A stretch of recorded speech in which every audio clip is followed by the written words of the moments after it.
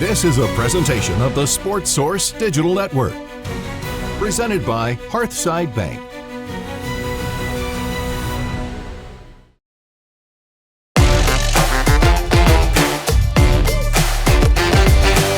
Welcome to the Sports Source Digital Network. I'm Will West. This is Tyler Ivens from the Sports Animal, Paige Dauer from Full Disclosure Productions, Ryan Callahan, 247 Sports. Let's talk Tennessee basketball. Tyler, we'll start with you.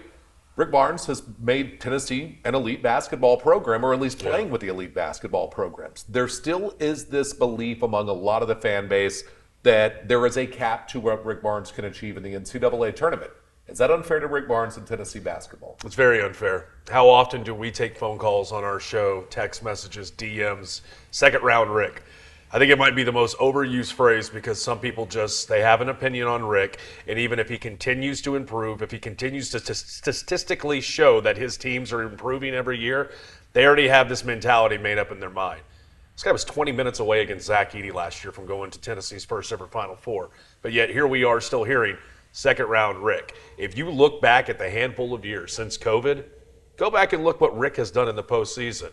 We've still been talking about Tennessee basketball well past St. Patrick's Day heading into the month of April. It's just inaccurate, and I think people need to dig a little bit more. This guy has found a lot of success and has risen Tennessee basketball to the next level. Paige. Sometimes I think it's selective memory, right? Because even when you compare it to last year, you compare it to this year. Like, oh, we don't have a Dalton Connect. We're not as exciting as Tennessee was a year ago, but then it's still second round Rick when you were almost a Final Four team. So that's what gets a little frustrating sometimes, not maybe just with Vol fans, but in general, where it's just, I don't understand what's going to please Vol fans, what's going to build consistency, because it's just one game they're awful, you rout Florida and they're amazing, you lose to Kentucky and this team isn't going to go anywhere. So it's very up and down, but so too is the team. They've not found a moment really this season where they've been able to marry two really good halves. So sometimes you kind of understand it, but I do think at the end of the day, it's very much like selective memory.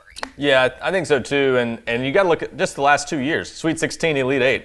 Look at the list of programs that have accomplished that. It's pretty short. So I just think they're not looking at the big picture on this because, again, Rick Barnes came in with this perception when he got the job. I mean, he was known as this type of coach at Texas, and it just followed him to Tennessee, so it was easy for fans to pick up that narrative. So I think Tennessee is in a much better spot than that narrative would suggest. And Tennessee is at a different point from where they were 4 years ago, to the point Tyler made. It's just a program that's on an upward trajectory, and Rick Barnes has adjusted as well as anyone in college basketball. He's figured things out, whereas teams were a little more lackluster offensively. They now have the offensive punch, or at least the last couple of years have had the offensive punch to make a run. No, nobody really remembers who Tennessee beat in the Sweet 16 last year to play Purdue, right? Creighton?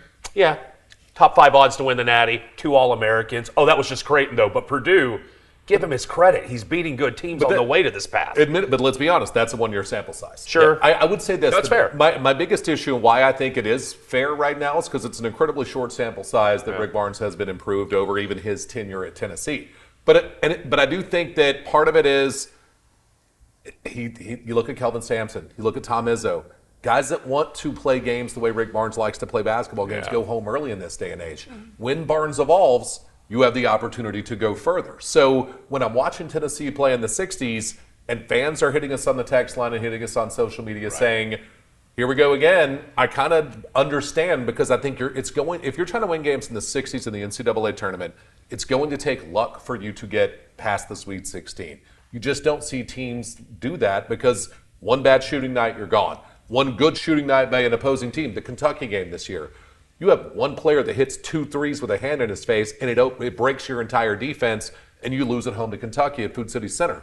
I do think it's fair for fans to criticize the style of play with Barnes, but I think the output has been better. And second round, Rick, it's overstating, I think, what the truth is, which is, unless you evolve, you're probably going to go home early more years than not. And I think these last couple of seasons, too, maybe why he still loves the Barnes ball where it's all defense. You can see that he really is trying to go out into the portal and get these offensive-minded guys. Granted, Chaz Lanier maybe isn't the Dalton Connect that a lot of people expected him to be. Darlin Stone-DeBar, who I know you love, has had some personal problems that kept him from that. Right. Maybe if Igor Milicic can start to show up offensively, then maybe you get back to how exciting you were on offense a year ago. But while he still loves his defense, you can see that he's like trying to find guys that gives him some more offensive punch. What I'm seeing is a guy who's not getting the offensive numbers in the transfer portal he thought he was getting. On paper, this should have been a better collection than what he had last year. Right. It hasn't come to fruition. So now what is Rick going to do?